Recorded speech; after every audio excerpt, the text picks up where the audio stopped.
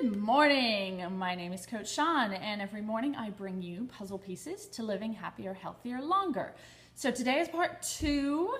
Yesterday I talked about part 1.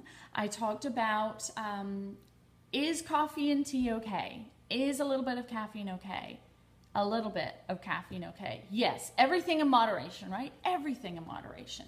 So this is part 2 about really the effects of caffeine, and you want to make sure that they are helping you, not hurting you.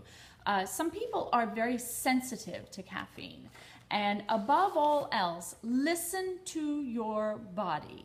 Yesterday we talked about, yes, you could have a cup or 2 of coffee, and I highly encourage green tea in the afternoon. And as we talked about in the book here, 21-Day Fix, which I highly recommend to everybody.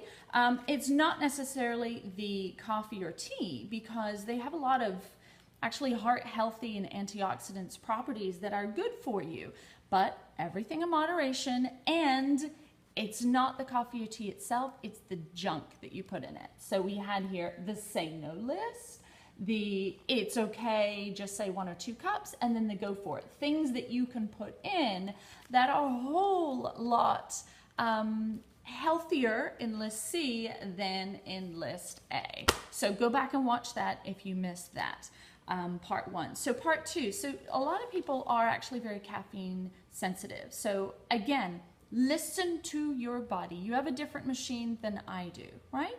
Everybody is different and every body is different.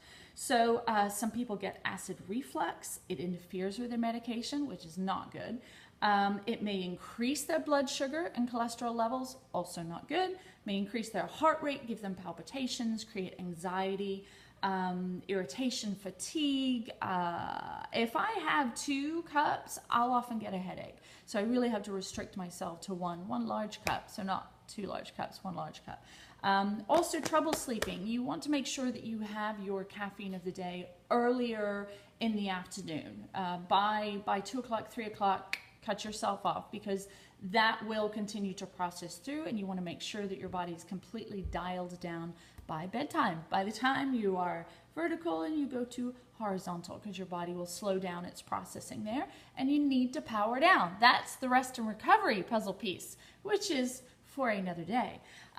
So listen to your body above all else. So caffeine wise, is it good or bad for you? Well, again, go back and watch part 1. But part 2, today I will say that caffeine in itself, you know, people take those diet pills, or it was all the rage years ago, I guess 60s, 70s, 80s, really. And people were taking these like caffeine pills and these diet pills. They are very, very high in caffeine. And they might be a very quick fix, but with possible harmful side effects.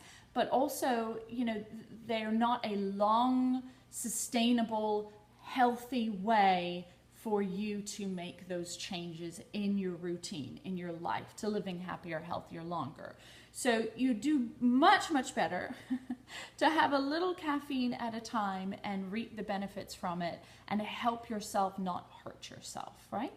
So again, listen to your body first. So caffeine in large amounts can build up a tolerance, right? You'll build up a tolerance to it, just like anything else. If there's too much of it, your body starts to build up a tolerance, and then you are nulling the effects.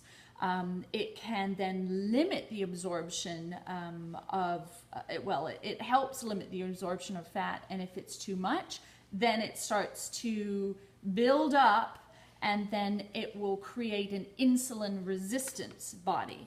I mean, it should ideally help you with your hormone levels. Like for me, in my 40s now, it is helping with my hormone levels a little bit first thing in the morning. But again, too much of it, then you will be in the position where then it's storing fat instead of burning fat. So again, all in moderation, and listen to your body. I will say that green tea caffeine is a better quality caffeine also. So I have a cup of coffee in the morning, and then in the afternoon, you know, with a little bit of almond milk or coconut milk, so it's low calories, low fat, with a little bit of cinnamon sprinkled on top, which is heart healthy and it helps lower blood sugars.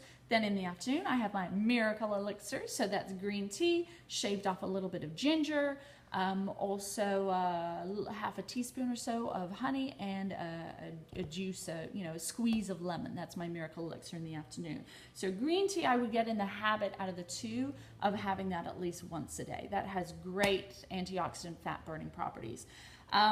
Also something people do, I have this about 15 minutes before I work out. It's the Beachbody Performance Energize.